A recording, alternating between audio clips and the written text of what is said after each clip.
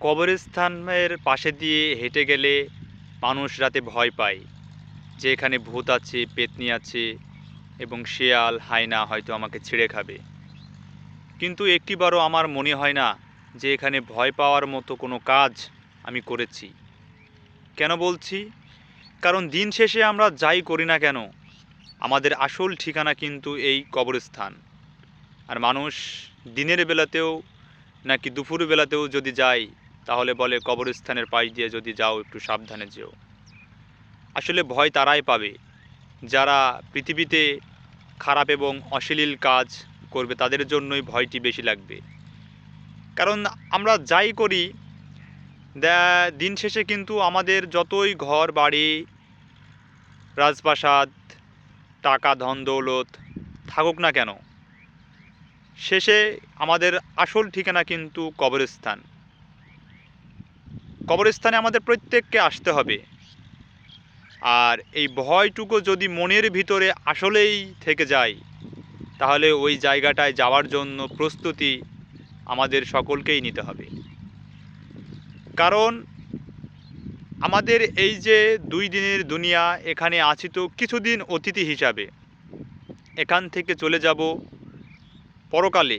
পরকালের চিন্তা না করে যদি শুধু ভয় করি যে কবরস্থানের পাশ দিয়ে গেলে আমাকে ভূতে, শেয়ালে বা অলৌকিক কোনো ঘটনা ঘটে যেতে পারে, এই চিন্তা ভাবনায় যদি মনের ভিতরে থাকে, তবে বিশ্বাস করা উচিত যে আমার এই নিঃশ্বাস বেশি দিন নয়, হয়তো ক্ষণস্থায়ী।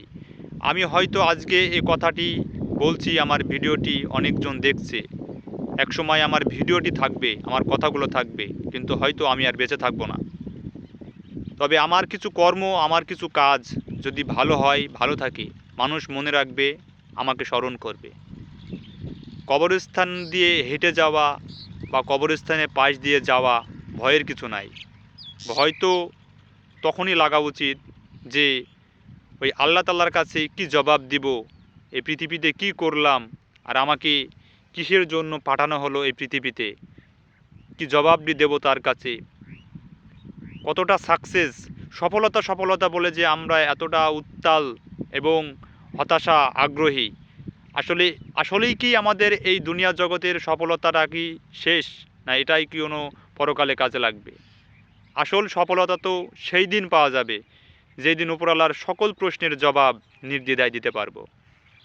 তাই কবরস্থানের পাশ দিয়ে হেঁটে গেলে যে ভয় লাগে, এই ভয়টা যদি আসলেই থেকে থাকে, তাহলে আল্লাহকে দেখে ভয় করুন এবং তার সামনে গিয়ে যে কি জবাব দিতে হবে সেটা একবার ভেবে দেখুন।